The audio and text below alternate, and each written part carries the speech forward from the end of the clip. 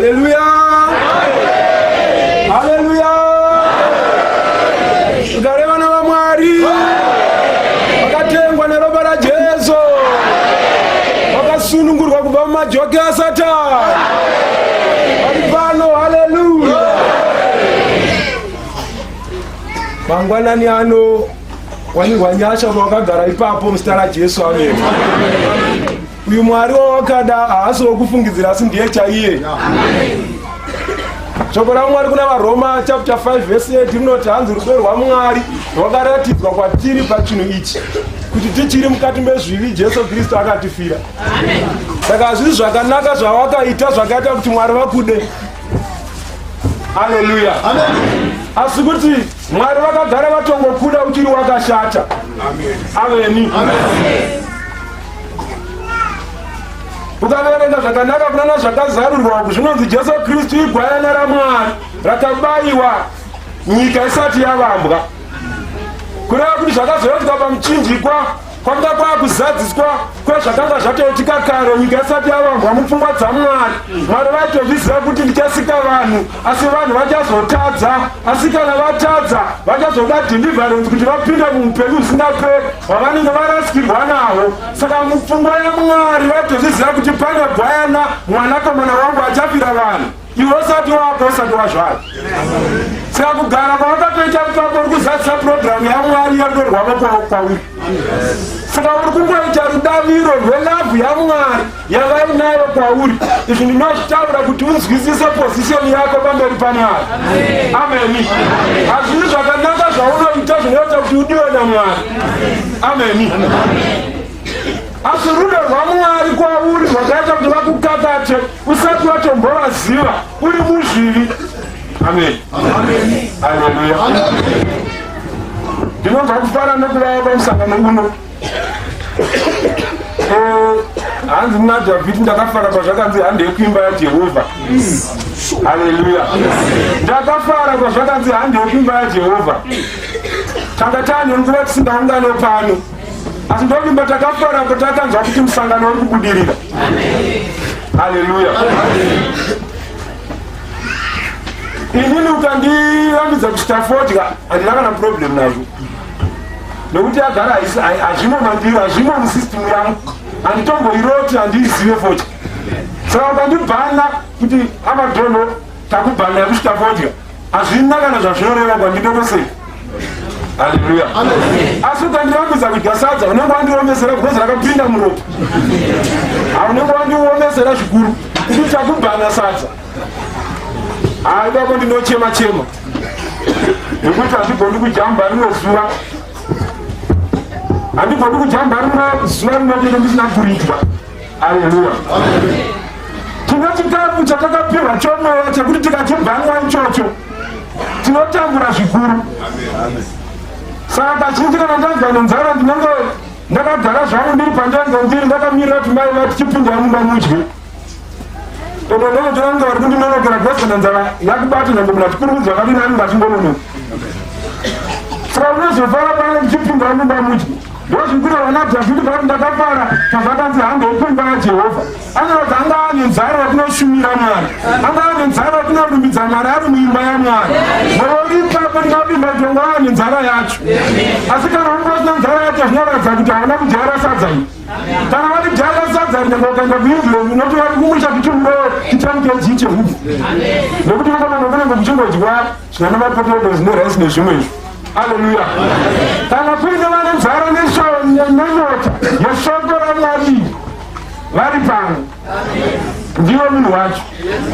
Kombora uitwe zvakanaka, ende kuzodzokera waguta waitwa zvakanaka nekuti wauya pana Mwari. Haleluya. Haleluya.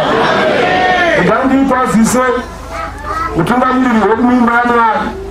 Ndinokwazisa Baba, ndinoremekedza Baba vachirwa. Ameni. Urambi wekerekera Zvapupu zvaJesu Apostolic Church, munoona kuti kunzi kune Zvapupu murume uye akatoranyirwa nyasha dzekushumira evhangeri iyi ainzi Chirwa kana kuti Chibanda, wachibande pakukutu. Haleluya. Nekuti wakubanda munyika achifadza evhangeri akadyara mbeu shoko raMwari inomuri zvibereko zvake. Hanzi semukushi hanzi mukushi akakusha mbeu ikamera. Haleluya.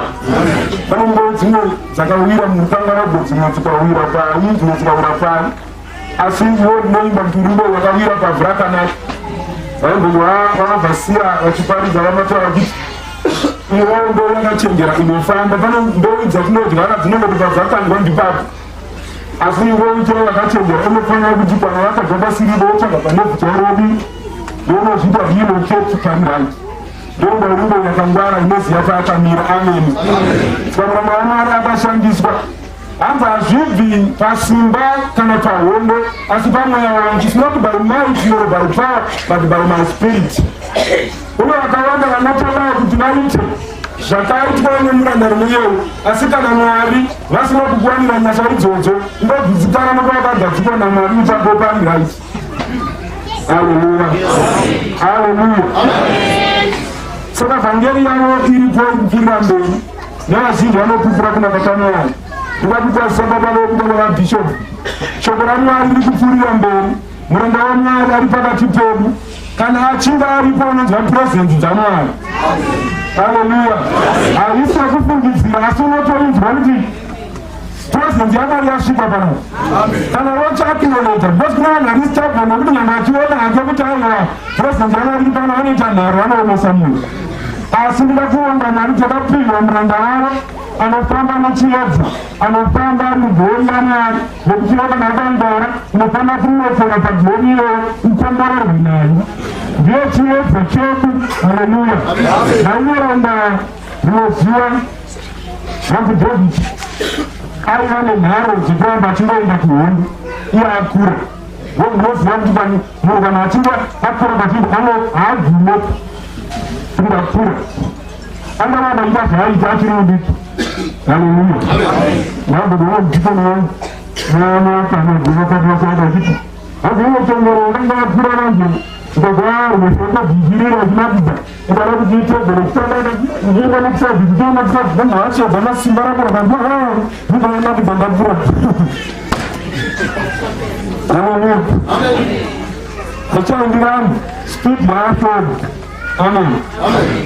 Vanozvozvotapita akanaka ndakanga kuhondo vari kuhondo akanga agara akataura vana gomba tinameni asi panguva akanga akura akazoneta anota zvinonzi muvengi wavarwa naye kuvafilistia akazviona kuti mambo waIsraeri anota ende tikarova mambo tatorova hondo. Amen. Saka anonzi achigadzirira kuti achibaya Dhavhidhi abhishani aiva murwi ari pedyo naDhavhidhi akazviona kuti mambo aakatageti akuda kurova wobva akurumidza kuopta wobva abva arova zvingo riya raida kurama ndikabva rafika ipapo chozvakatora. Asi vapona vadzokera ukuvazanogara mari tangoita kuti banhasi mambo amufanira kuenda kuhondo nekuti kana uni mukafa mwenje waIsraeri wadzima. Amen. Kana uni mupuriro mukafa mwenje waIsraeri wadzima. Haleluya. Pako ndakatoziva kuti pane zvimwe zvinhu zvingatenderwa kuti vakuru pakati pedu vaite nyange vakati vanga kuita vanotobhanyiwa. Akatobhanyiwa nyange vanga kuenda kuhondo. Hanzi hamuchaende vakuru aingomugarayi panapa garai muguta munono musara tichinorara hondo. Haleluya. Pane zvinhu zvinotorambidzwa vakuru kuita nyange vachida kudii. Pane zvimwe zvinhu zvinotorambidzwa baba vako kuita nyange vachida kuita. Pane zvimwe zvinhu zvinotorambidzwa mai vako kuita nyange vachida kuita nokuti shungu dzokuita vanadzo zvativaudza kuti inini handifaniri kudaro zita rangu inini rinosviba ndini ndinozonyara ndichidya pavake ndo vanoita. Vanoona vakatemba voti pana vekutanga kuti mavavapavo zvakanaka vanhu vati tiri kunyara vava kufamba netsona ndibaba tinharirangu vechiwadi vechikudaziya kana bhazi nengookira kwobva vakomana anenge achisvika vakaganda vengopana kana vekudaura nechimiro vhangeri yaMwari asi vanhu vachitava kuchimiro chakanaka. Haleluya. Vachitava kuchimiro chakanaka saka vanhu vakazviramba kati inini hamuchadaro. Haleluya.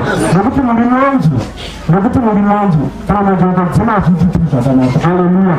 Vana vano vari mwenje pakati pedu nesu patinenge tinaro ipapo tinoramba tivapa kodzero dzavo nekuvapa mbiri yakafanira sezviro vashoko raMwari. Haleluya. Ndokasana basi yao vangana kuita zvakanaka nokuti munogara muri pahongo yomweya. Kungavapambora akanenge ati atrakira Satani. Haleluya. Unenge ati atrakita hondo zhinji inenge chida kukurwisa nokukuparadza. Ndiyo target yaSatani hombo. Haleluya. Mwari ngavakuitire zvakanaka mupfurire mberi nebasa raMwari. Vapasta vedu, vafundisi vedu, kunyangwe nevavhangeri navose vanokuzwa muimba yaMwari. Amen. Haleluya. Nakubva ndiabhishopu vari ngavaitire zvakanaka.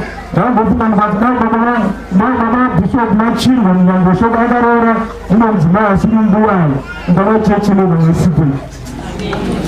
Lakini madzimai akagoneswa kuuraya zvodzo ripamurime wake.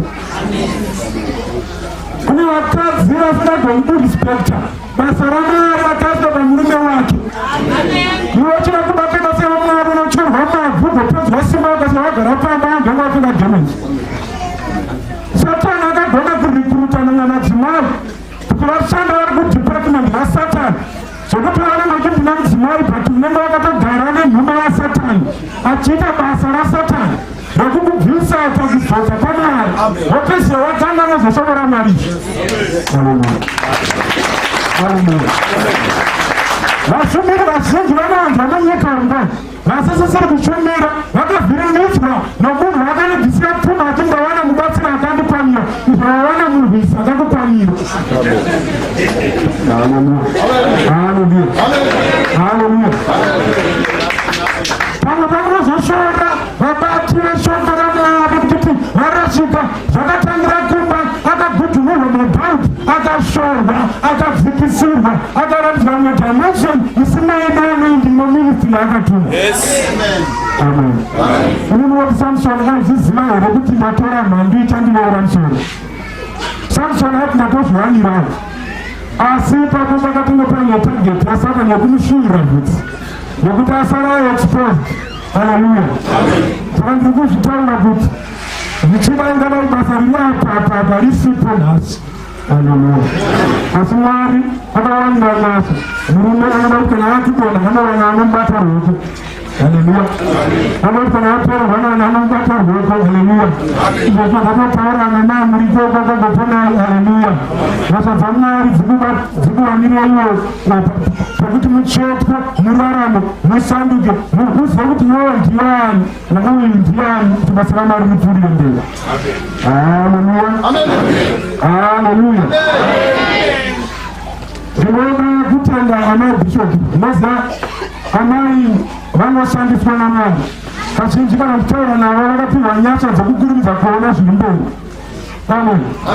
Paripo pano pekuti vanenge vatoona kuri kuenda zvinhu zviri kuti zvinhu zvakanaka vanoti hamona bhatinda ndatoona kudii ndinoona kuti unopanhanesarumaisana baba kuti aiwa munhu akusara hamusi kuziva zviri kuitika mazvano hamusi kuziva kuti ndavakakuamodhino chichichichi. Haleluya. Pakupa zvinhu zvose zvavanenge vaisajauti mazviri 2 months down the line unozaudzana mupfungwa yavo nokutanga. Haleluya. Haleluya. Nozona kuti aiwa vanga vari right mwari pamusoro pavo unovashandisa zvakanyanya. Amen. Pano pano nokuzonaudzokera kuna vatisori hapapa naitaurezvanenge netohechokana yokuvangonya savarimotinokamuka chinhu kuti handingazozonzima kuti mundanyangu right ndingazozonzima kuti ngori right wozongochinga kuseri kwakoko kukunanyametsera ngochiri kuita kuti akatorogedza zvinhu zvakawanda. Haleluya. Haleluya.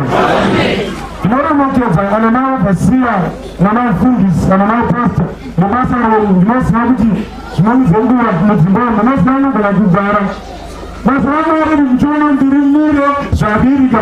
Pana vamwe vari kusafa joki riri kuremera kusati kwake zvinhu zvofamba kuti joki rakaremera kusati kwake. Amen.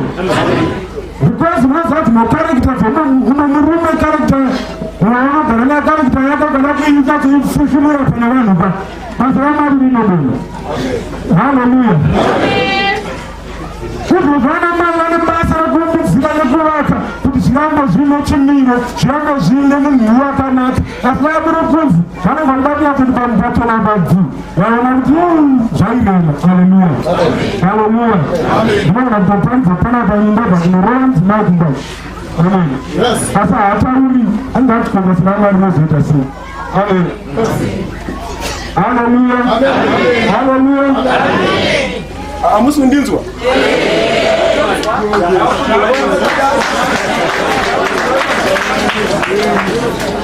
Pana mai vakangwara vari kukumanyika.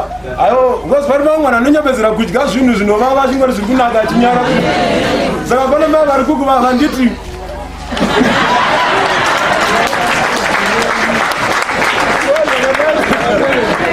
Haleluya. Abana mabanga ngonyambezera kudzira. Haleluya. Gakudyira uroyi mukunyara. Saka ndakunzwika ka. Ndakureva natural. The original. Haleluya. Haleluya. Ndakachitaura pamusoro pekuti madzimai ngaaremekedzwe. Nekuti ndivo vanopa chimiro kuna baba kuti vhangeri iperidzwe irambe nechimiro chainacho. Vamwe pacho vanoshinga zvinhu zvisingashingike. Ameni. Vamwe pacho vanodiscover weakness yababa kumba kuti baba zvari kuita zvienderani neposition yavo kuchechi. But dzimweni dzenguva vanozombonyarara vongofira mumwe vachingonyengetera. Havauyi nazvo panapa kuti unoziva chi vanhu vamwari. Ndakati ndakabata foni yababa mufundisi nezuro kudaiwo zvandakaona zvakandichamisa. Machatsi acho ndotori nawo apo ndakuti muone zvinoitwa navamwana vamunoti ndo vatungamiri.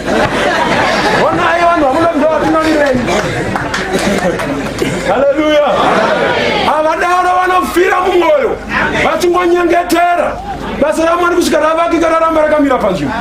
Haleluya. Haleluya. Apa ndiri kukupai reality nemapractical example yazviri kutoitika.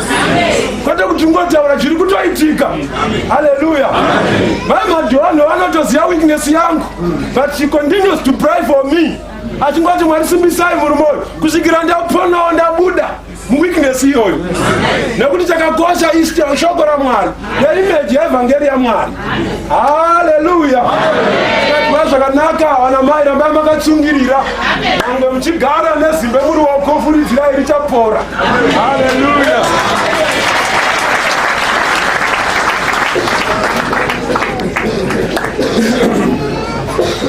Mwari ndiMwari vane nyasha, ndiMwari vanotiitira zvakanaka. Amen. Ndakachitaura kuti vachirwa vainzi vachibanda pakukutu. Amen. Kubanda pakukutu kukreka nokuvhura nzira payange isiku. Pane dzimwe mbeu dzine nharo dzekuti ukadzidyara parukangarawe pakaoma sei dzinongomera. Haleluya. Ndida kundikutaurire kuti iwe somuKristu hama yangu une dzimwe nharo dzakadyarwa mauri naJesu Kristu wakagamuchira. Nekuti Jesu pachake ndichibanda pakukutu. Amen. Ane nguva yaakati aiswa mukati mebwiro paiswa zidombo akarivhura akabuda ari mupenyu. Haana chinorema pamberi pake. Haana chinomukunda pamberi pake. Anovhura nzira pasina nzira. Haleluya. Anorerutsa zvinorema. Haleluya. Vachingwa vaenzi ndichibanda pakukutu nyaya kuti panoda kutaurwa zvinoti vaingotaura. Hapana chavaita chiprofitwe, hapana panoti haudzwa hasiurike, hapana vaingova munhu wekuti aingoti paapinda napo panotovhurika nzira. Iwe uri mwana wezvapupu, uri mwana ari kuteera tsoka idzodzo neanoending iyoyo.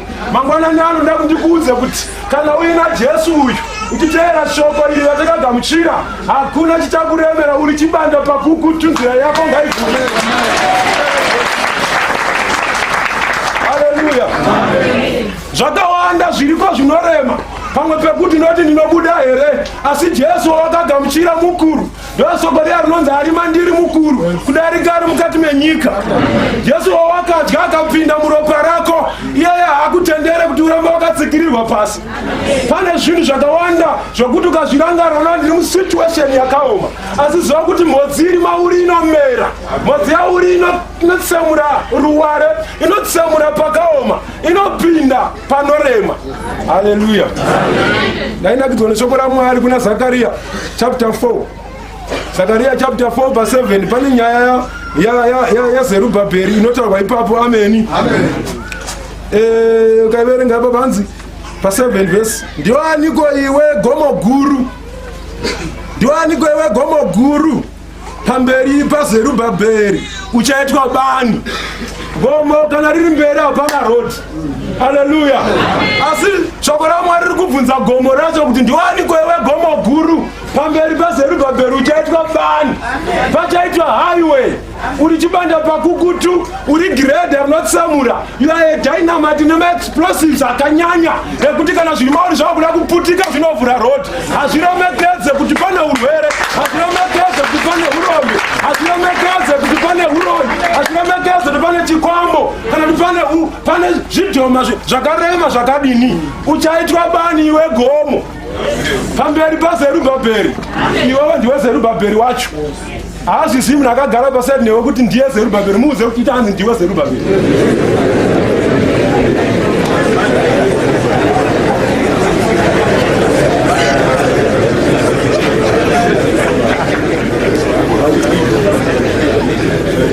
Amen.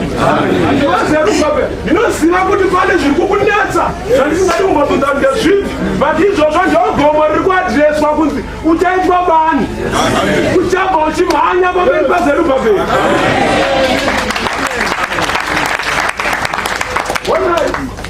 Dambudziko ratinaro ratinamata, tinonyanya kunamata tichiita setinongataura naMwari chete, but pane nguva yekuti tinogosiya kutaura naMwari wotaura neproblem, woadresa challenge. Sinazvari kunzi ndiwani kwewe gomo. Munhu uyo asi kutaura naMwari ari kutaura neproblem. Unofanira kuti iwe urwere uri kubata mwana wangu uri chiko iwe. Ndakukutaura kuti mwana wangu achapora nezita raJesu. Shoko raMwari ndakapihwa simba pamusoro pezvese. Simba rokusika zvinyavada, simba rokubata nyoka, simba rokurayira mamhepo. Kana wapihwa authority, rayira tsiura uri wega. Pamusoro waudza komanda neauthority yaMwari iri pamusoro poupenyu hwako. Haleluya. Ndiwani kwewe gomo uchaitwa bani. Haleluya. Tichakutsvaga, tichakushaya, uchadzurwa somunhu womutema. Amen. Haleluya. Ndiwani kwewe gomo guru. Pamberi paZerubhabheri uchaitwa bani. Pamberi pangu uchaitwa bani. Pamberi pemwana wangu uchaitwa bani. Pamberi pemurume wangu uchaitwa bani. Pamberi pemwana wangu ari kunyora uchaitwa bani. Whatever situation iri kundiremera uchaitwa bani. Ndichadzoka netestimony pamberi paMwari kuti zvaindiremera zvakagadziriswa. Urombe hwekuchoboka hwakapera nekuti Jesu wangu anoadresa maissues anorema. Haleluya. Pamberi paZerubhabheri uchaitwa bani. Hanzi iye achabudisa ibwe rokumusoro. Achadanidza achiti nyasha, nyasha ngadzive kwariri. Iye achabudisa ibwe rokumusoro. Ibwe rokumusoro versus gomo. Ibwe versus gomo. Jesu ndiye ibwe rakaraswa nevavaki rikazova musoro wekona. Kana iroro raburuka ibwe versus gomo. Gomo unorishaya. Haleluya. Haleluya. Iye achabudisa ibwe rokumusoro. Achadanidzira achiti nyasha, nyasha ngadzive kwariri. Hama dzangu kana zvarema burutsa ibwe. Hama dzangu chombo chako chikuru chinofanira kukuitira zvakanaka kana watasana negomo ibwe. Manje ibwe kazhinji kacho rine kasaizi kadiki. Handiti? Ibwe rine kasaizi kadiki versus gomo. Saka kana wakaribata unogona kuti hapana tikutamba nenguva. But kana riri ibwe rinonzi Jesu Kristu rine simba. Ibwe rakaraswa nevavaki ndo rakazova musoro wekona. Haleluya. Itore iroro uinde naro ufesane negomo riri mberi kwako. Hazvina basa kuti gomo ramuti waupi. Haleluya. Jesu unorarama.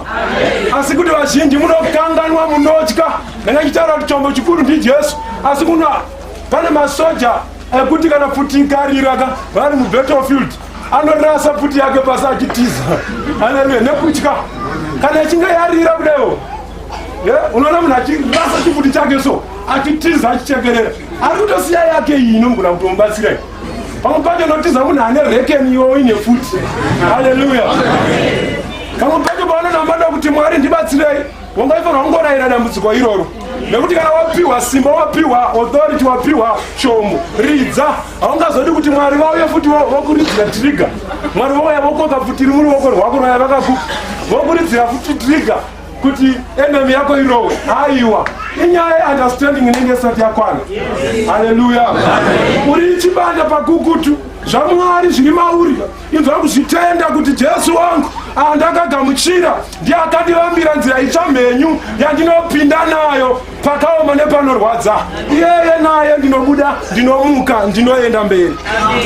Haleluya. paZerubhabheri mangwanani anopana. Challenge Satani, uyu Mwari hasi wakumbofungidzira ndiye Mwari wako. Inini ndina assurance nokuda kwenyasha dzaMwari dzikadzikadzi. Ukanyatsonzwisisa relationship yako naMwari aumbomudhauti. Asi chinoitika ndechekuti Satani anouya nokupa vanhu dhauti kuti unamate kamunamato kachinamato kanenge kekukwereta. So handiti kachinamato kanenge kekukwereta kakuita kunge uri kunamata ndekwana Madhonho kana kuti ndekwana vasiya vamatawa kana takuda kunamata tombonokwereta kwavari kuti tokumbira kumbonamata tozokudzoserai. Kunamata ndekwako. Haleluya. Kunamata ndekwako. Ndosaka uchiona kuti vazhinji kunamata kwavo kuri limited nekuti vanobatirira pamunhu. Nyambisirwa mukoro unoyu munhu asati auya gara watoenda kuna Mwari. Profita asati auya gara watoenda kuna Mwari. Zvese zvinoitika zvichinudzirwa munhu asi watsvaga Mwari. Haleluya. Munoziva ndataura navamwe mai kuti ndavayo ndikati inini matonde confusion wazvanenge waitandira kana ndingoprofita zvinhu zvacho ndakaudzwa uyu ndakaudzwa zvimwe neuyu ndaenda panenge ndaudzwa zvimwe neuyu pandiri kuti ndiri kupedzisa fundiso iyi kwatouya umwe akutondiudza kuti zvimwe zvinorema pandiri kuda kupedzisa mvura yemazuva manomwe yandandapiwa ndabva ndatonzi pinda pamwe nemunhu yemari zuva matatu pandiri chiri kutanga iyoyo pamwe patonzi hamusani matanga namatenge yakatonhora matsanyo saka ndichaziva kuti ndiri kunyatsoita sei. Ndikati imi ndimi munotonde problem nekuti unonya kuteerera vanhu.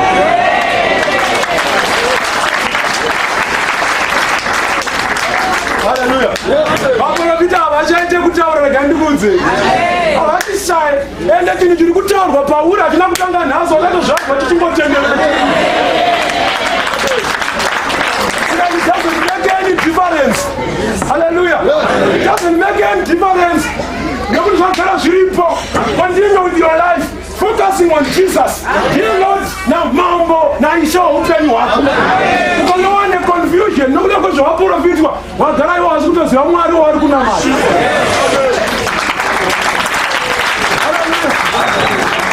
Usikumuziva dawamuzivaga uya ndinokutendea muranda wamwari nezvamaoneswa wopfurira mberi kuti janoimba usana.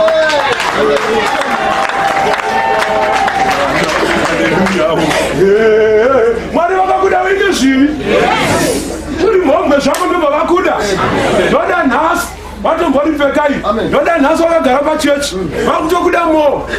Haleluya.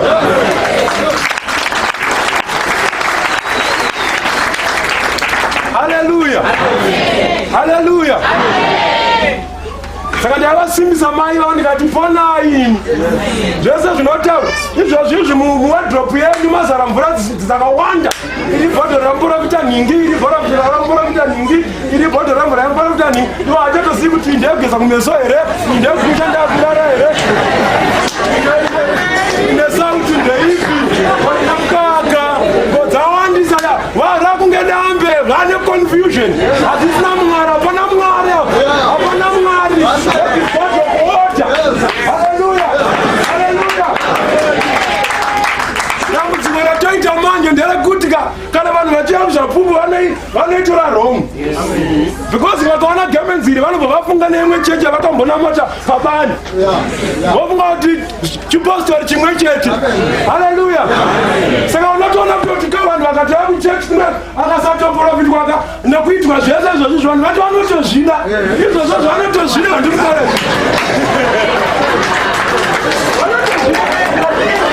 Izvozvimwe munhu angatozvihedhukire izvozvo zvokuti nokuti ndozvaakatovinga. Vakatoona vanhu vakati ndaona nemadzibaba avo ndakunovajoina isati vana madzibaba.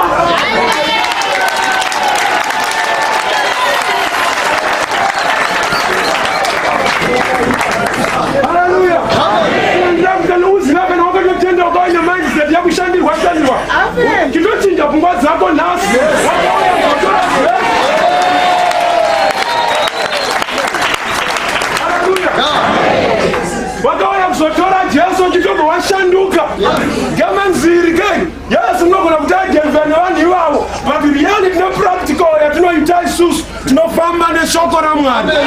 Timboisa vanhu kuna Jesu. Mwari ndo vatinosimudzira. Hatinei zvakawanda. So taitirwa nyasha dzokuziva pawakamira nokuziva relationship yako naMwari.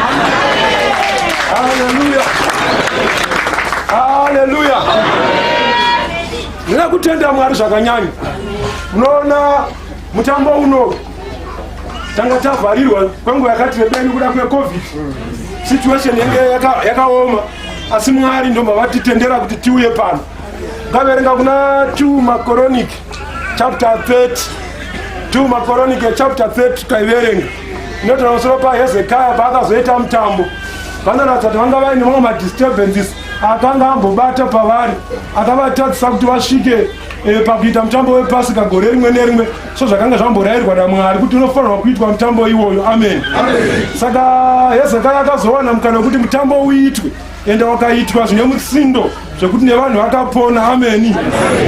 Zvinonzi mutambo wakatozoitwa nomwedzi wechipiri, asi mutambo wePasika wainzi unofanirwa kuitwa nomwedzi waAbhibhi, mwedzi wokutanga kwegore. Asi wakatozoitwa nomwedzi wechipiri nekuti pane situation yakanga yambovarambidza kuungana.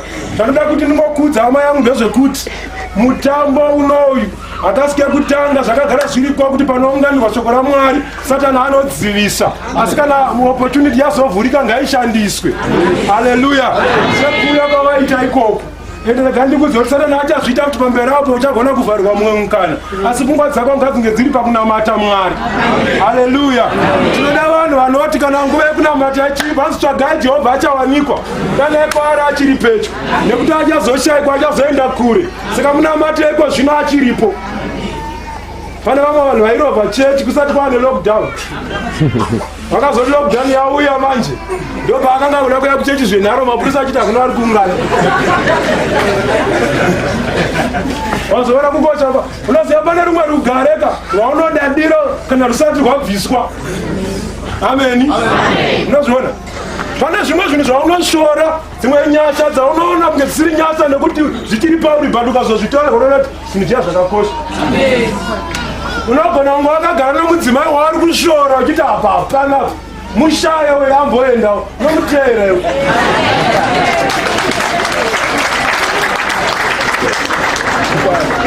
Unofugama unonatozoti ana baba ndauya andakakanganisa ndizoserewo nziyo yangu. Haleluya. Manje tati ndinomwana atorwa futi. Katozomwana achiripo nenyasha. Unomwana atorwa ende kana atorwa kuna vanogona kana vakatora so vanoshandura munhu so.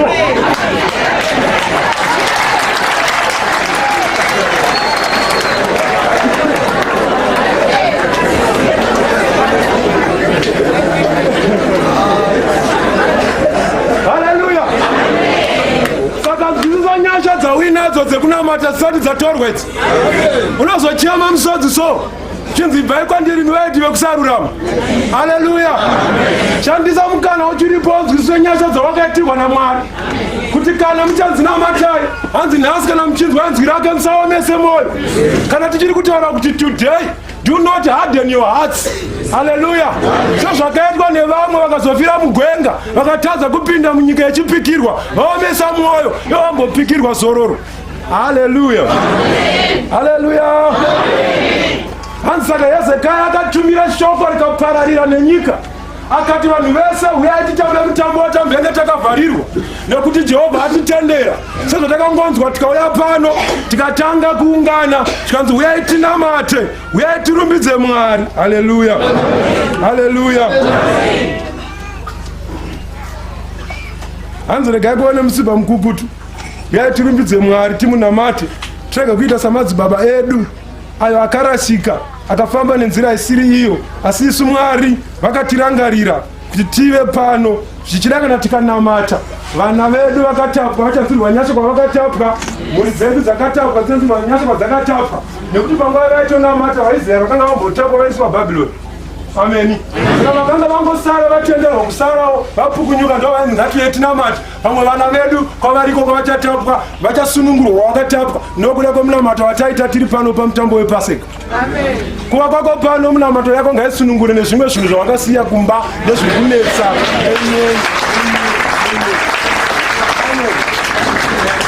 Mutambo wakatangwa naHezekaya wakangozongofokasi nevanhu ivavo ati nevanhu vakatapwa vakaendeswa kumateritories evavengi vedu. Kana tikanamata pamutambo uno Jehovha achavarangarira. Zvichida pane hama yako iri South Africa kwavari kungonzwa kuti kune zviri kuitika mheremhere kuda vakwero kwamunamatire uri pano. Achengetwa uri pano. Haleluya. Amene kuti chii ichocho just mention zvese uri pamusangano uno kuti Mwari wanire nyasha vakatapwa vekwangu vasunungurwe vaitwe zvakanaka. Haleluya. Haleluya. Mwari vane nyasha. Pamutambo iwoyu panonzi ipo vanhu vakazodya zvaitwa navabishop nezuro kuti vanhu vakazodya vasina kuzvinatsa. Vanzi vanhu vakazodya mutambo uyu Paseka vasina kuzvinatsa. Ndoziva paripo pamwe pekuti nekuti kuzvinatsa kwamazuva iwayo kwaitora nguva yakati rebei munhu achiprepare kuti azosangana nomuviri wacho nechirayiro nePaseka yacho. Saka mutambo unoratidza kuti wakarongwa zvokukurumidza nekuti vawana opportunity yekunamata ishandise. You must strike the iron while it is hot. Nekuti kuti imbopora iroveke. Saka kana zvazvo kunamata zvinotongoda ipapo. Saka kuti ucha zvinoonekwa akabva mukuita upombwe marimwe zuro Paseka yabvanzi riko mangwana. Saka preparation yacho nekuzvinatsa paitotora nenge 7 days. Haleluya. Saka nekuda kwekuti munhu ada kudya manje akazongodya. Haleluya. Haleluya. Adya kudaro ndobva zvazikanwa kuti pane vasina kuzvinatsa. Ndobva Hezekaya aenda pamberi paMwari akati, Mwari muri kuziva situation, rangarirai vanhu venyu ava muvaitire zvakanaka, muvaregerere mhosva yavo nekuti chavakosesa kudya nekuti vanga vachida kudya vanoziva kuti kudya kwakakosha. Saka tarisai henyu vana venyu muvaregerere. Zvinonzi Mwari akazvinzwa ari kudenga akanda varegerere ngavaitwe zvakanaka ngavaromba kwacho nanga vadya vakasviba. Haleluya. Ndizvo zvairi kutaura pana 2 Magoronike 30 apo mukati apo. Haleluya. Uri kuona here kuti pfungwa yaMwari haisi pakupanicha, pfungwa yaMwari iri pakuponesa munhu. Haleluya. Mwari chaiye kana achiti munhu adya akasviba ngaachiropafadzwa nekuti araudza kuti shungu dzake dzekuda kudya iunderstanding yekuziva kukosha kwekudya. Haleluya. Saka ari kuona kuti pfungwa iri right although mabasa ari wrong. Saka pfungwa iri right iyo ndiyo iri kuporomotwa naMwari. Unoona munhu atouya mbera paari right pane munhu asara kuHarare kana kuti kuBhowera kana nokumba. Munhu atokwira bhazi akabvisa mari panyanga vaya nechidhomo munoenda mutende.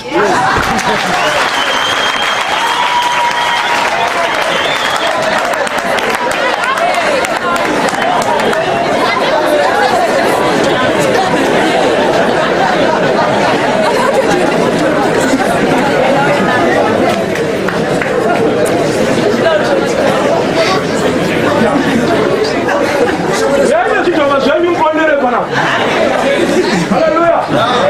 Yaani zikoma zenyu mponere bana. Anzi Mwari vanokudai makadaro. Anzi kana Mwari vanotida. Mwari vanotida. Mwari vanotida. Mwari vanotida takadaro. Vanotida takadaro. Kwete kuti tirambe takadaro. Asi kuti tirege kuramba takadaro.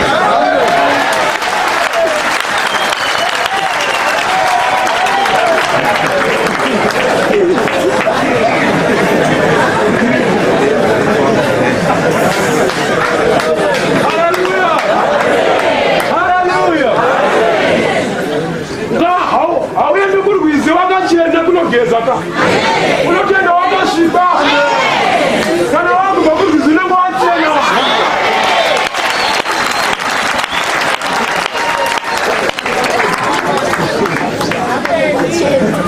Saka wakatona muna unodya noyapona pana upongo wako kana. Hasi kuziva kuti wataona kuti uzare bwana.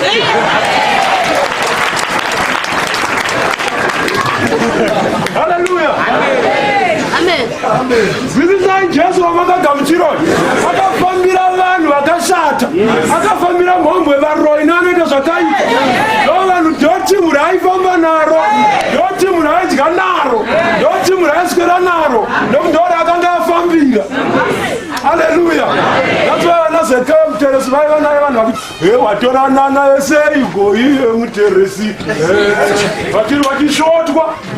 Jesu ari kuenda kunodya kutamba zekeo ukadaya kwangu inini mutsvene hausi mutsvene mentality yako iri wrong. Ona uchizviita nezvivi asati waziva Mwari.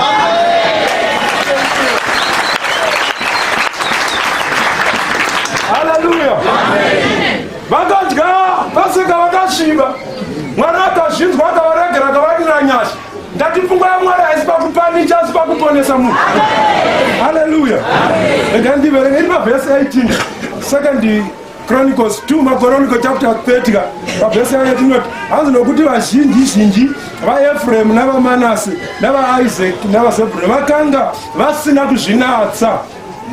Kunyange zvakadaro vakadya paseka nomutoo vakapesana nezvakanyorwa. Vakatoita zvinhu zvakapesana nezvakanyorwa. Haleluya. Nokuti Hezekia akanga avanyengetera achiti Jehovha akanaka ngaakanganwire mumwe nomumwe anoshingaira nomwoyo wake kutsvaga Mwari Jehovha Mwari wababa vake kunyange asina hake kunatswa nomutoo kunatswa kwenzvimbo tsvene. Jehovha akanzwa Hezekia akaporesa vanhu. Haleluya. Munoziva kuti pane chimwe chingwa chaigara mutemberi chaifanira kungodyiwa nevaprista chete. Amen. Uri mutemo waMwari. Hanzi Dhavhidhi akazonzwa nenzara rimwe zuva aine vamwe varume vaakanga ainavo akati hapana chekudya here panapa. Zvikati chekudya hapana kunongori chingwa chinogara mutemberi asi chinodyiwa nevaprista. Zvakati ndipei ndidye. Haleluya. Hanzi kana mati pane chingwa chevaprista pane ndipei ndichidye nevakomana vandinava anga anzwa nenzara. Pane imwe situation inokufosa kuti uende pamberi paMwari despite the circumstance, despite condition yauri. Haleluya. Hanzi akachidya haana kana kupiwa mhosva. Ende vaikota reference iyoyo ndiJesu. NdiJesu akanga vakuti muri kundipa mhosva yekuti ndatema ura wezviyo pazuva reSabata. Hamuzivi here zvakaitwa naDhavhidhi kare kuti paakadya chingwa chisingafaniri kudyiwa naiye chaifanira kudyiwa nevaprista chete asi haana kupiwa mhosva. Haleluya. Jesu aitoti zvakaitwa naDhavhidhi nyange zvaipesana nezvakanyorwa asi hazvina kumupa mhosva pamberi paMwari. Nyaya iripo ndeyekuti kana mission yako iri yekusangana naJesu, Jesu ndiye chingwa cheupenyu. Kana ukati whatever zvawaita iri nyaya yekuti udye chingwa, iri nyaya yekuti usvike pana Jesu hauna mhosva.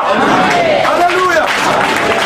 Nzara yako kana iri nzara yekuti usangana nezvinhu zvaMwari. Unoziva mukadzi aibude ropa akanga asingafaniri kusabira navaprista vatsvene nekuti vainzonzi wakasviba haufaniri kubata muprista nekuti ukamubata watomusvibisa naye akutonobvisawo hembe wambogara ukombofisa gemenzi rake ogara uku. Haleluya. Unoziva ukada kutedzera protocol dzechechi haupone.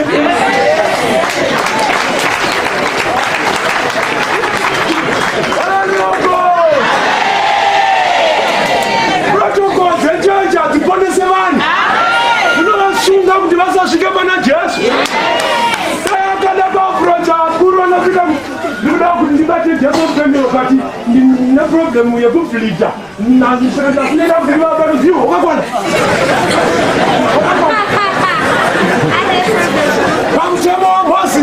Pamutemo waMozisi munhu akadaro kana pachechi haabvumidzwe.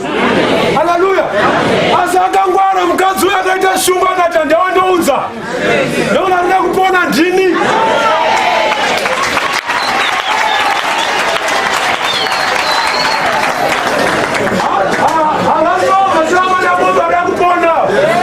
Ndakambona mwe munhu aitirwa pasenda muda kudya chirero matendo ukanhasa musina mapambanidzwa kai mushutariseka.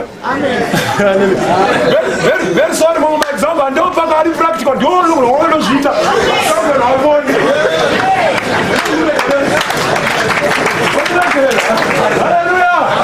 Haleluya. Kuna akanga inakurambizwa kudya chirero chacho nekuti hanzi watendoka masikati anausemwa vabatizwa saka iye anga akutodawo chirero agamuchira Jesu akaenda kubhanwa nemutomo wechechi neprotocol dzinokubharira kusangana naJesu. Haleluya.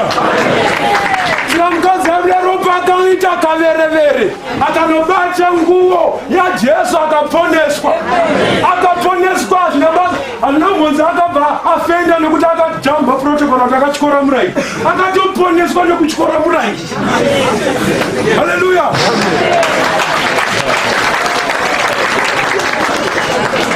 Wandamwa mirayiro yaunogona kutotyora kuti upone. Haleluya. Unoda kunyamedzera kurizina nekuita zvinhu zviri religious. Zvekunamata zvisi religious. Zvekunamata irelationship yako naMwari.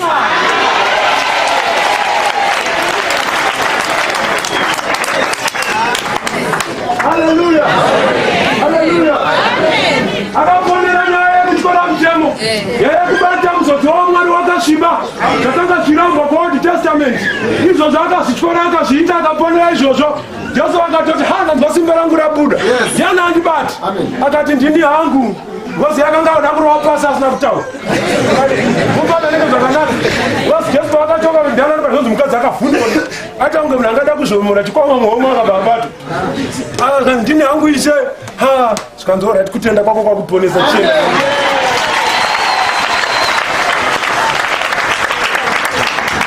Zvino vachinge vari marabva huma emazuva ano onzwa kumana batai munhu. Womuendesa kunze wokwamba unonyatsonoraurura.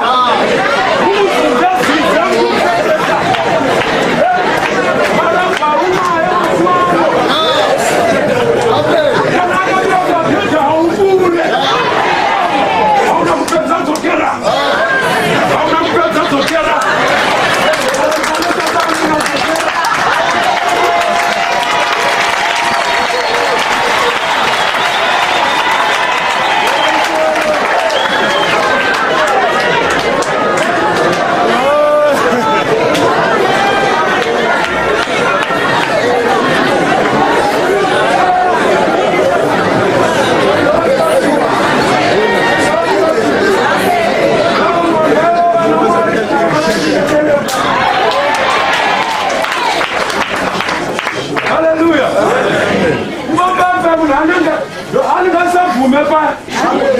Akuvumiswa.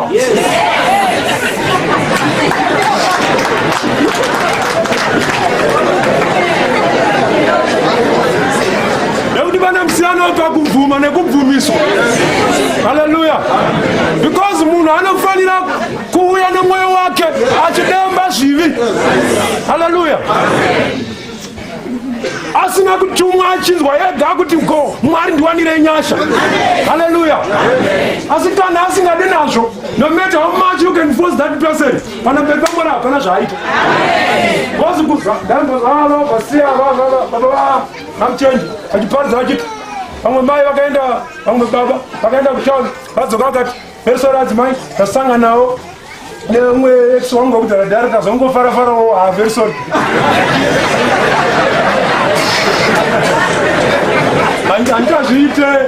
Handichazviite abvuma. Mangwana dzadzoka tazosangana futi.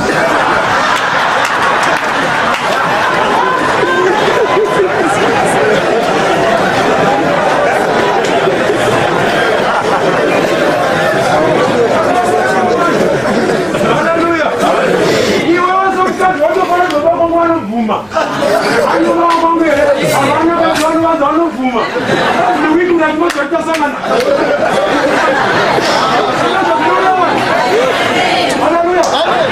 Yatomokari yatoakutokuseka Mwari pamwe pamwe tichikupedza nguva tiita tirikutosemesa pamberi paMwari.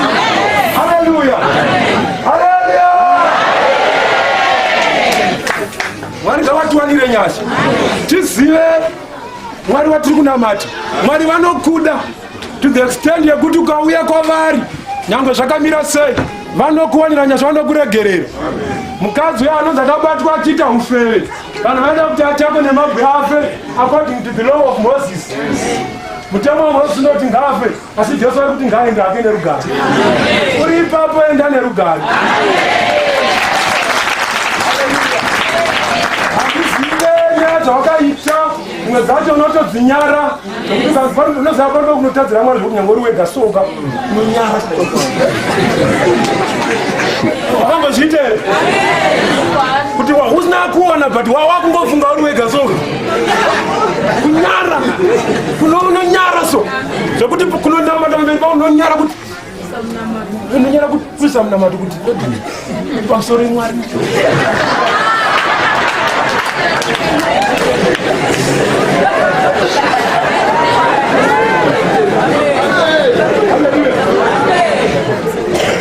ukaona uchiti ukatadzira Mwari hana kuendorova wakaponeswa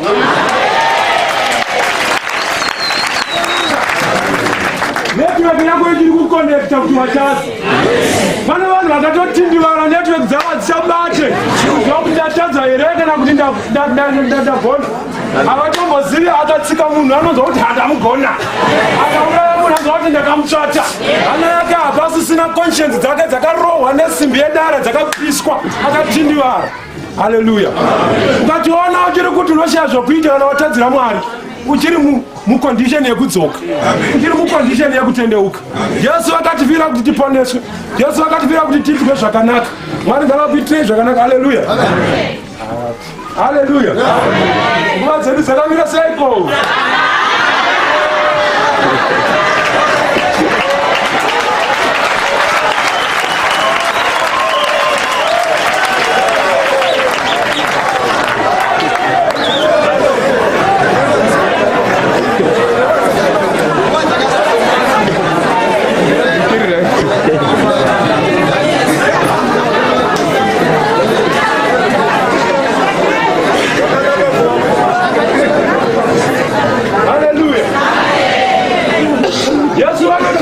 John chapter 6 hanzi ndini chingwa chipenyu chakaburuka kudenga. Ani anodya nyama yangu nokunwa ropa rangu anorarama nokusingaperi. Iye nhasi tichasangana nomuviri neropa rashe, tichadya muviri washe, tichanwa ropa rashe. Anenge azvinwa hanzi anorarama nokusingaperi. Hama yangu, kana ukadya Jesu Kristu nyange zvinokuremera zvinoreruka. Ndaitaura tiri kubhulawayo ndikatiwo problem yako ndeyekuti vanhu vaunorwisana navo vane zvavanodya pakawanda, nezvavanonwa pakawanda, nezvavanoisa mumhino vakawanda, but iwe hauna kana chaunoita chine musoro, unongogara zvako nje uchitonamata. Zvinotaurwa mubhaibheri zvakuti hauite. Bhaibheri rakati idyai muviri wangu munwe ropa rangu, kana muchiita izvi muchindirangarira muchapona. But hauzviite. Asi nhasi wauya kuzoita zvinhu izvozvo. Patakaitirwa lockdown, saka ndaida kuvhara nyaya yekusangana nomuviri neropa rashe kuti usapona. Asi wauya pano kuzodya nokunwa muviri neropa rashe, pona nezvinhu izvozvo. Haleluya. Kana wadya muviri neropa rashe watochinja. Hama uri Jesu akutorarama. Mosquito ikadya ikaruma munhu amwa mapirisi emalaria aya, inofa mosquito yoyo. Unoziva? Vanhu vachienda vana gokoko vaiti vakuenda vopomwa mapirisi ekuti akamwa mapirisi iwayo, nyange akarumwa zvinenge mublood system make mune mushonga unouraya mosquito yose, unouraya malaria yose. Jesu akapinda mauri, ukadya muviri neropa rashe, hondo dzose unodzikunda. Saka ndaitaura ndichiti vanhu ndokundiswa iri pachena ndakatabva mubhaibheri. Andina anodya muviri wangu neanomwa ropa rangu achararama upenyu usingaperi. Asi iye kundiswa mumwe mupostori haiziva, haide, haikoshe, anoda ebhodhoro. Haleluya. Ndaitaura ndikati izvo zvimwe munhu akatadza kuya kuri nekushayiwa mari, asi akanzi pamba pako parida kurohwa nemheni, saka panda mvura yemugungwa yamunochera mega mugungwa, anotsvaga mari kana kuchamba bhodha kuenda kuport Elizabeth kana kupi kuDurban pedyo negungwa, unochera achishingaira kuti mumba yake sarohwe nemheni danho raakapiwa nemunhu waMwari. Unochera mvura yemugungwa, kukwereta mari yekunochera mvura yemugungwa. Unotadza kukwereta mari yekuzodya muviri neropa rashe, kutadza kukwereta mari yekuya kumusangano kuzodya chirero chashe, asi unokwereta kunochera mvura yemugungwa. Unotengeserwa zai reostrich, richinzi dambudziko rako rinoda zai reostrich. Zai reostrich rinodhura, rinoda $500. Unoikwereta kunotora chimbadzo, kunotora chikwereti chekutenga zai reostrich, asi $30 yekuya pano kuzosangana nomuviri neropa rashe, unoona kunge zvisina kukosha. Pona.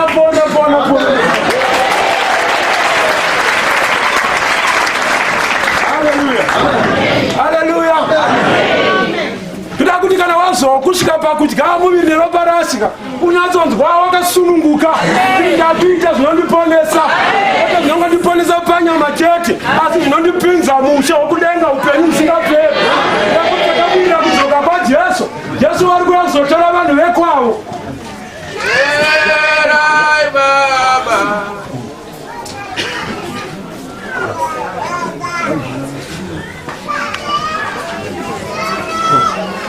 Haleluya.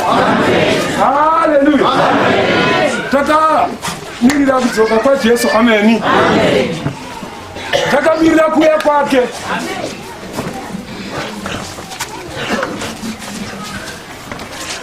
Amen. Amen. Ndinonzwa kufara zvikuru tichigamuchirana naBaba muzita raJesu Kristu.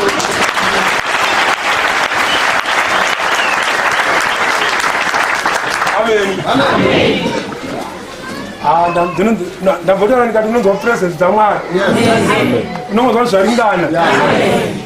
Baba vedu vari pano. Haleluya.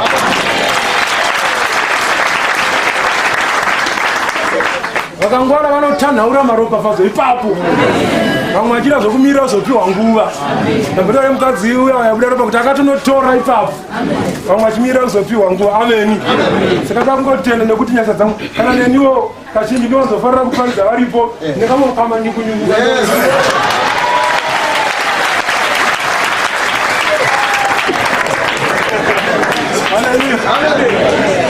Haleluya. Zvokuti mbenda ndatomboramba ka. Haleluya. Ndozonatwa kuda kuita zvezvepanyama manje. Haleluya. Asi ndofara kuti even vanga vasipo Mwari vanditendera vakanditandisa. Haleluya. Tioneni tiponeswa. Ameni. Tidye muviri neropa rase takaponeswa. Ameni. Tifarire nyaya yemuviri neropa rase kudarika zvimwe zvinhu zvese. Unoziva vanhu panyika Jesu Kristu pane nguva yaakawanza zvingwa zvishanu nehove mbiri. Amen. Ndomwe vanhu vamufarira ukaverenga kuna John chapter 5 izonoenda kuna 6 unoziva kuti vanhu vakanga vada kumugadza kuti aite mambo akamatiplaka. Unoziva vanhu vakaona munhu ane masolutions eupenyu hwanhasika vanomuvhotera. Haleluya. Saka nonzi Jesu akatozoita zvokutotiza kuhwanda achakoda kugadza umambo by force. Ndiwo wato chamangwisa wedu. Kozi pfungwa dzavo dzadzadzo kuti agara singodi.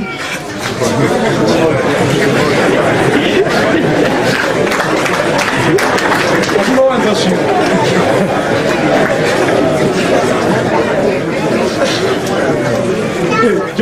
John chapter 6 pavhesi ya15 hanzi zvino Jesu zvaakaziva kuti vanoda kuuya kumubata nesimba kuzomuita mambo akabvazve akaenda kugomo. Akatotiza kugadzwa umambo. Manje unotoona mamwe mazuva ano vamwe vaprofita nemamwe maapostles enhema vangatiza kugadzwa kuti umambo vaite wokutotsvaka. Jesu aita zvokutotiza asi kuna vamwe vanoita zvokuutsvaga. Haleluya. Vanonyora kuti hanzi zvinonzi tinodzosera mbiri yose kubwayana raMwari but kune vanhu vasingatodi nembiri yacho nda kuti ramberi kwavo. Haleluya. Zvinonzi Jesu atiza kudaroka vakasora vakamutsvaga futi vakati handivi murume uyo. Izvi akanga atoenda mhiri kwerwizi Tiberias. Amen. Saka hanzi izvo pakabva paita zvimwe zvikepe zvakasvika vakanzwa kuti aenda Tiberias zvimwe zvikepe zvikanzi zvasvika varume tokundiro kuti pa transport titere munhu wedu vakabva vatobhadhara mari vakamuteera. Unoziva kana vanhu vanzwisa kuti pauri asi manje mindset yavanhu vari kuda chingwa chekudya. Hanzi akabva vabvunza kuti imi muri kunditsvaga mutiteerera. Hanzi rapima yakunorini kuti achikutsvaga. Unoziva vanhu vachiuya panapa zvinofambirwa zvakasiyana. Haleluya. Ndamira Jesu muri kunditsvaga kwete nekuti munoda kupona asi nyaya yekuti makadya chingwa mukaguta. Asi regai ndikuudzei kuti chingwa chechokwadi ndini chingwa chakaburuka kudenga. Kana munhu achidya chingwa chachararama nokusingaperi. Haleluya. Manje manje madzibaba edu isusu akadya chingwa murenje. Mozisi akavaitira mana murenje. Unoziva zviro apa unoziva vanhu vanomurwisanisa so kuti kune dzimwe chete vari kudai so. Ada kuti izvo pfungwa yake ndeyekuti muteedzere. Ada kuti Jesu vakati kuvamanana naMozisi mirayiro ndide kudeedza yakawanda kudarika yaMozisi. unopedzisira kushandiswa nevanhu. Vane vanhu vana kudendera mashoko, kutitaura mashoko, vanoisa mashoko mumuromo mako kuti unotiwo kudini hazvo, unotiwo kudini hazvo. Madzibaba akadya mana, Mozisi akambovapa mana murenje kwenini nemwedzi wekunzi hamusvigoni. Bhishopu wenya, bhishopu unosati bhishopu wekuchechi kwakati vanodaiso. Kana vachisvika vachizwa, vanodaiso vodaiso. Unoziva here kuti kuchechi kwakadai vari kudaiso vari kudaiso. Zvekuti kana makapusa munochinja program. Munochinjiswa program makutedzera yana Mozisi yekurenje uko. Ima musiri murenje muri kurarama mureality ya Kristu. Hallelujah. Usatedzera program yepa next door. Unonetsana nemurume akazonoba. Achita kuda kuigire chicken yauri kuda. Wazonyatsopongwa nedzara. Musatedzera zvepa next door zvana Mozisi. Zvemana mure zvikanzi haiwa. Madzibaba enyu akadya mana murenje ndobva vafa. Vari kupi? Mamiracles hauna kuitwa but unozongofa. Vandina kukupa chingwa chekuti anana anochidya anorarama upenyu usingaperi. Haleluya. Vangeli yatiri kuparidza panapa kai ndo inotokupinza musha wekudenga. Chingwa neropa zvaKristu ndo zvinoita kuti nyange ukafa nhasi unomuka. Hakuna nyonzi kufa kumukristu. Saka hatitye nyaya dzekufa idzi nekuti takadzikunda kare. Haleluya. Lazaro akangomuswa akazofa. Haleluya. Vese tozwana mbiri yekuponeswa naJesu vakazofa havakwa izvezvi. Haleluya. Zvinoreva kuti hazvireve kuti ukaponeswa paurwere wapinda denga. Nyaya yakakosha ndeyekuti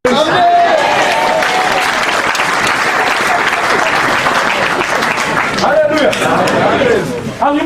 Hazvibatsire kuti wabviswa urombe ukatenga moto asi waenda kugehena. Zvakakosha nezvekuti ufe uri rombe waenda kudenga. Nezvakati zvinobatsire kuwana nyika yose wakasikwa noupenyu hwako. Hazvinge zvazvinobatsira. Saka Jesu ari kuti ndiri kukuparidzirai chingwa chezvokwadi. Inini nyama yangu neropa rangu ndo zvinoraramisa. Haleluya. Rangarira Jesu kwese kwauri kuti ndiye chingwa changu. Handidi zvimwe zvingwa izvo. Kana zvikazouya hazvo hazinambowana Jesu no problem. Asi ndinonzwa kuti hanzi vanhu vakaheduka. Kaiverenga vana John chapter 6 pavhesi ya 60 vanzi vamwe vadzidzi vaJesu vanomusiya. Vamwe vadzidzi vaJesu vanomusiya. Vakabaridza chokwadi chokwadi pane vamwe vasingadzoke kuchechi.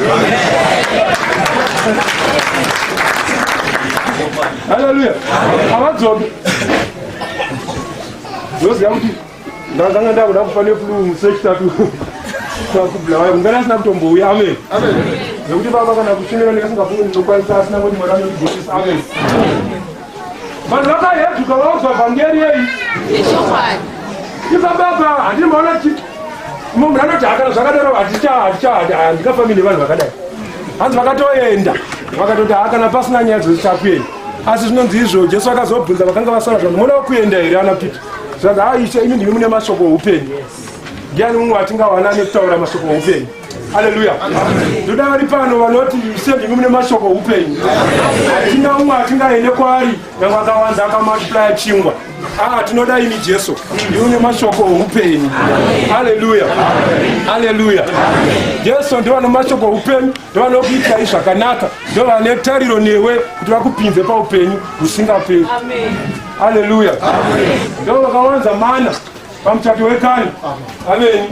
Vatukatota sayo mana iya waini iya yakashandurwa yaya. Mvura yakashandurwa ikava waini. Yaitonongedzera kuropa ravo.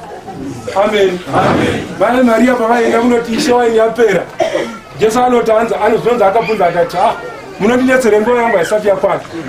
Nekuti nyaya yaireva ipo paya ndeyekuti ndichafira vanhu pamuchinjikwa, ropa rangu ndiyo waini itsva, sungano itsva muropa rangu. Asi nguva yacho haisati yakwana. Vamai Maria vaiti vamuignore vakatoenda kune vanhu zvikati itai zvese zvaanenge akuudzai. Haleluya. Unoziva faith nemwana wamwari ndeyekuti akaudza Mwari haachamiriri hanza yaMwari. Akutoita zvangu zvaiti ndaudza baba. Kamwana kako soka kana kana kutoti ndeti ndinoda mari yemajekisi kana kana kachitoiona pairi kachitotora kachitomhanya unotenga. Yo faith nevanhu vaMwari iyoyo. Ukanzwisisa kuti uri mwana relationship haunyanyi kuzviomesera kumirira kupuwa zvaipanzwa namabhishop kuti pavanakomana vavamwe nakomana akarasika uyo akazongokanganisa pakunodyira pfuma kusiriko but pakugona kuziva kuti zvinhu zvakova zvoda kudyiwa ai vari right.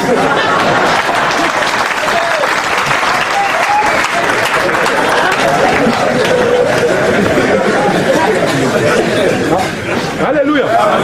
But pane vamwe vanoda kuzviita vachenge mareligious vane wrong concept yaMwari. Vanoti Mwari ndevekuomesera munhu. Tombona komana mukuru anonzi akazotoma makubayira mhuri yakakora but akamboenda akadzoka akaparadza mari. Zvikanzi iwe zvinhu zviri pano ndezvako. Hakuna kuti wandakambokunyima kuti ubaye zvaunoda ndezvako zviri pano. Saka unogona pane nzara mumba mababa vako ifanira kungotora pazviri udye zvakanaka. Amen. So Maria ari kuramba nyaya yaJesu yekuti hanzi nguva yangu haisati yakwana. Akabva ataudza vanhu kuti itai Jesu zvaanenge akuudzai. Ndobva yatora kuti hapasina kuenda nako zvikanzi irai mvura mumakata. Ndobva mvura yadirwa mumakata. Vakanoitesta kuti yatowaini. Unoziva here kunogona kuchinjisa Mwari program. Kana uine relationship naMwari unogona kuchinjisa Mwari program. Hallelujah. Blessing yawafana kupuwa naMwari next year unogona kuienjoy today.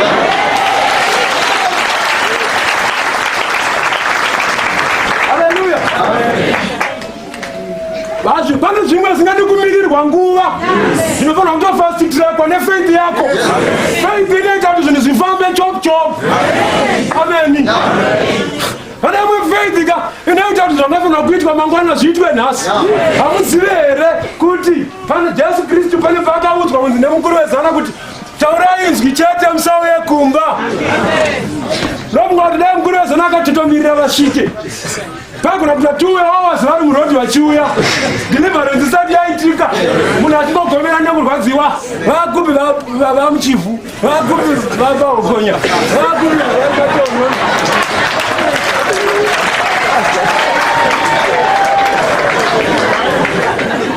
But munhu paakangova nekunzwisisa kuti Mwari wangu anozvigona akati taurai inzwi a word is faster than delay a distance. Amen. Kandi Yesu vari kutaura munhu akabva atopona immediate nekumba akabva atopona zvokumirira kuti vauye zvikatokavhiwa nefaith inoita kuti zvimwe zvinhu zvifambe chop. Yesu vari kuti nguva yangu haisati yakwana but munana wacho vakazongouita. Inini kana ndiri kumba ndinogona kudya nguva yekudya isati yakwana. Ndikanzwa kuti kukicheni kwanuwirira ndinoenda kana mai Madhonho vachibika vakutondiziva. Ndingotambira ipapo ndingovataurira kuti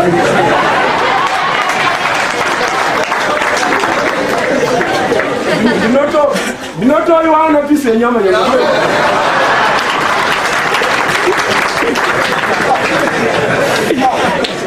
ukaziya freedom yauinayo mumba mababa vako unodya nguva isati yakwana. Amen. Usati ndogara ndinoziya freedom yangu mumba.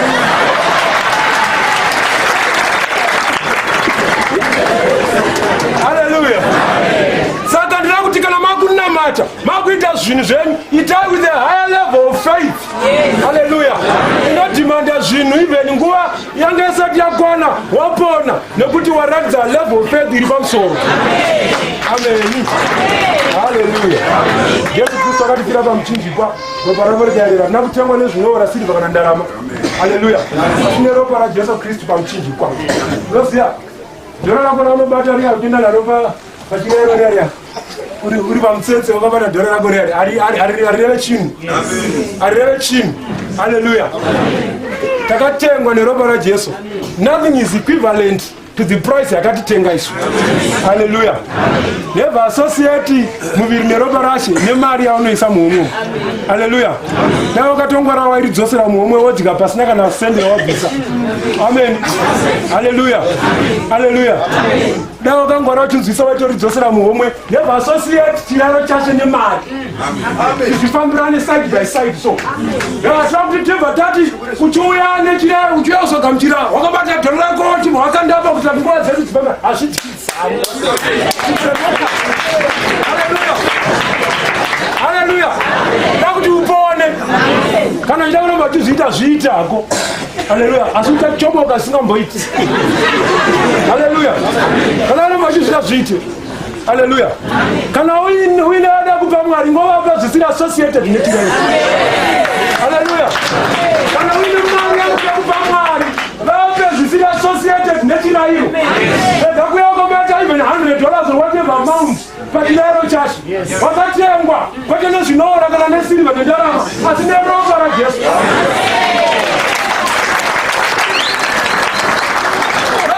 Ari bomwe munhu asingatende wekuti kana ukamubatsira so wamubvisa mumba yange yechicha uyo ukatozotsva wamubudisa anda kuzokuigira ka $5 kuti wakaita basa paya ari kufunga kuti $5 yaari kuda kuenda ingaenderane nezvandakamuitira zvokumuvhovhonora muimba yakanga yakutsva. It's a mockery. Haleluya. Haleluya. Ndomba munhu akatsirika baba. Haleluya. Munhu akatsirika baba. Kana usati hanzi Mwari vakaregera havo panguva yekusaziva asi zvino anorayira munhu mumwe nomumwe kuti atendeuke kana wanga usati wakuziva iko zvino wakuziva. Haleluya. Kana iri nyaya yekuti hatiziva zvatengwa nekwazvabva church administration ndio inoronga izvozvo ende inozvironga nerimwe rudivi risinei neplatform yekuti paanoindwa pazodzwa muviri neropa rasi hapana mari inodiwa.